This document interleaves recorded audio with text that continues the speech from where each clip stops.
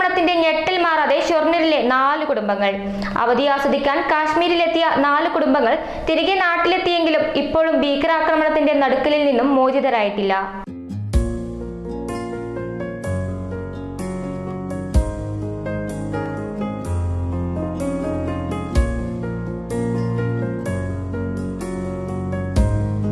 കഴിഞ്ഞ April 17-നായിരുന്നു കുളപ്പുള്ളിയിലെ നിളയോരം residence അസോസിയേഷനിലെ 4 കുടുംബങ്ങൾ കശ്മീരിലേക്ക് യാത്ര പോയത്. അയൽവാസികളായ സുനിത, സന്തോഷ്, രശ്മി, വിനോദ് എന്നിവരുടെ കുടുംബാംഗങ്ങൾ ഉൾപ്പെടെ 12 പേരായിരുന്നു സംഘത്തിൽ ഉണ്ടായിരുന്നത്. സംഘത്തിലെ സുനിതയുടെ ഭർത്താവ് സണ്ണിലാൽ കാശ്മീരിലെ ഇന്ത്യൻ ആർമിയുടെ എഞ്ചിനീയറിംഗ് വിഭാഗത്തിൽ ജോലി ചെയ്തു വരികയാണ്. അങ്ങനെയാണ് ഇവർ യാത്രയ്ക്കായി കാശ്മീർ തന്നെ പറഞ്ഞുറപ്പിക്കുന്നത്. മോളിൽ പോയവരൊക്കെ താഴോട്ട് വരുന്നുണ്ടെന്നല്ലാണ്ട് മുകളിലോട്ട് ആരും പോകണ കാണാനില്ല.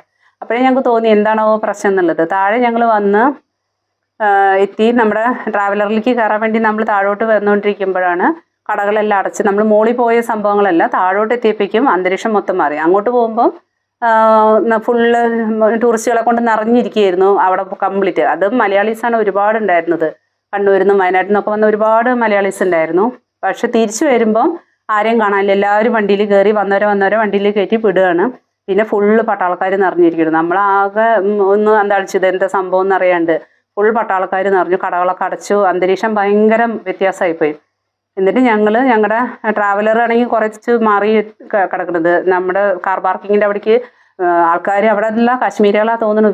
വേഗം പൊക്കം എന്ന് പറഞ്ഞിട്ട് നമ്മുടെ അടുത്ത് ഇങ്ങനെ കാർ പാർക്കിങ്ങിലേക്ക് കയറ്റി വിട്ടിട്ടുണ്ടായിരുന്നു. പിന്നെ നമ്മുടെ വണ്ടി പുറത്ത് വേറൊരു ഭാഗത്താണ് കിടന്നിട്ടുണ്ടായിരുന്നത് ട്രാവലർ. അപ്പോൾ ഞങ്ങൾ എന്നിട്ട് ഈ വണ്ടിയിൽ തന്നെ അവർ വേഗം ട്രാവലറിൻ്റെ അടുത്തെത്തി. അപ്പോഴേക്കും ഒരു സൈഡ് ഫുള്ള് നിരനിരയായിട്ട് വണ്ടികൾ പോയിക്കൊണ്ടിരിക്കുകയാണ്. ഈ കാണാൻ വന്ന സ്ഥലത്തുള്ള ആൾക്കാരെ മുഴുവൻ ടൂറിസ്റ്റുകളാണ് ഒരു സൈഡിൽ കൂടെ പോകുന്നത്. തിരിച്ച് കയറി വരുന്നത് മുഴുവനും പട്ടാളക്കാർ.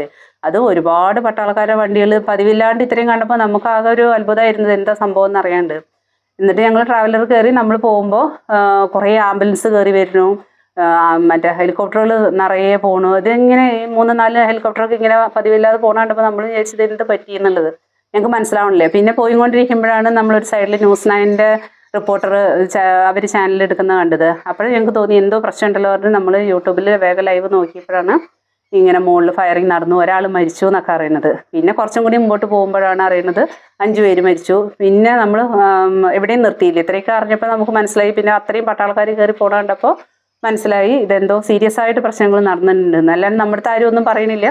നമ്മൾ പക്ഷെ ഇങ്ങനെ പോകുന്ന റൂമിൽ രാത്രി എത്തിയപ്പോഴാണ് 28 പേര് മരിച്ചു എന്നൊക്കെ അറിയുന്നത്. നെടുമ്പാശ്ശേരി വിമാനത്താവളത്തിൽ നിന്നും വിമാനം കയറിയ ഇവർ പിറ്റേന്ന് അതിരാവിലെ തന്നെ ശ്രീനഗറിലെത്തി.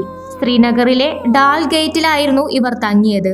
4 ദിവസങ്ങൾ കാശ്മീരിന്റെ വിവിധ താഴ്വാരയിലൂടെ ഇവരുടെ സംഘം യാത്ര ചെയ്തു. യാത്ര തിരിക്കുന്ന അവസാന ദിനത്തിൽ ആയിരുന്നു ഞെട്ടിക്കുന്ന വെടിവെപ്പുണ്ടായത്. അന്നേ ദിവസം ഉച്ചയ്ക്ക് 2:30 അരിവാലിയിൽ നിന്നും ചന്ദൻവാടിയിലേക്ക് പോകുന്നതിനിടയിൽ ഇവർക്ക് അപായ സന്ദേശം ലഭിക്കുന്നത്.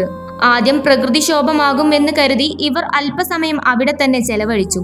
പിന്നീട് സൈന്യങ്ങൾ ഉൾപ്പെടെ താഴ്വാരയിൽ നിന്നും മുകളിലേക്ക് കയറി പോകുന്നത് കണ്ടപ്പോൾ അപകട സൂചന മനസ്സിലാക്കി ഇവർ തിരികെ ഇറങ്ങി. അതിനിടെയാണ് മലയുടെ മുകളിൽ വെടിവെപ്പ് ഉണ്ടായെന്നും ആദ്യം ഒരാൾ കൊല്ലപ്പെട്ടുവെന്നും പിന്നീട് 5 പേർ കൊല്ലപ്പെട്ടുവെന്നും ഇവർ അറിയുന്നത്. പിന്നീട് ഇവർ ലക്ഷ്യമിട്ട കുതിരസവാരി ഒഴിവാക്കി തിരികെ ഇറങ്ങി. അവിടെ നിന്ന് 80 കിലോമീറ്റർ ദൂരം തിരികെ സഞ്ചരിച്ച് ഇവരുടെ താമസ സ്ഥലത്തെത്തി ലഗേജുകൾ എടുത്ത് തിരികെ നാട്ടിലേക്ക് മടങ്ങുകയായിരുന്നു.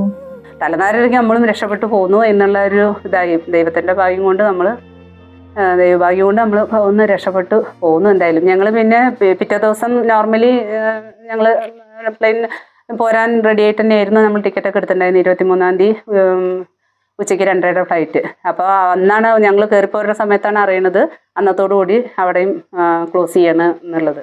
അപ്പോഴും നമ്മളെന്തായാലും ലാസ്റ്റ് വലിയ ബുദ്ധിമുട്ടില്ലാന്ന് ഞങ്ങൾക്ക് നാട്ടിൽ തിരിച്ചെത്താൻ പറ്റി. ഇന്നലെ രാത്രി 12 മണിക്ക് നമ്മളിവിടെ എത്തി.